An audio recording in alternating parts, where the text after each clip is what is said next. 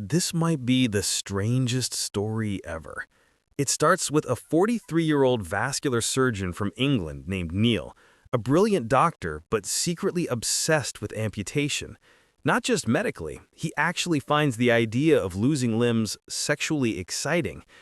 In 2019, Neil decides he wants his lower legs amputated and wants to scam his insurance for money. So he gets insured, buys a load of dry ice, and freezes both his legs below the knees for hours until the tissue is destroyed.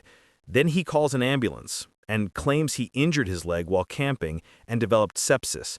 Doctors examine him and believe him.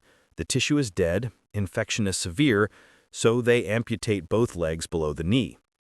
7 weeks later, he goes home and starts a YouTube channel talking about his tragic accident. He quietly cashes his insurance payout, £466,000, around $360,000.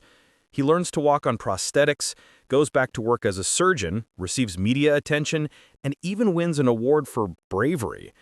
In 2021, Neil applies for the European Space Agency's parastronaut program and even makes the shortlist. But things get wild when Neil discovers a man online. Let's call him Creepy. Creepy runs a hidden website where people pay him to perform consensual amputations as a fetish. He records the surgeries and sells the videos. Neil becomes obsessed with the site, buys videos, and eventually contacts Creepy.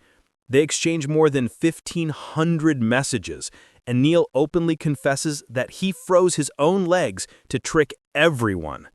Creepy keeps the secret until 2020, when one of his clients claims Creepy manipulated him into extreme amputations, including having his genitals removed.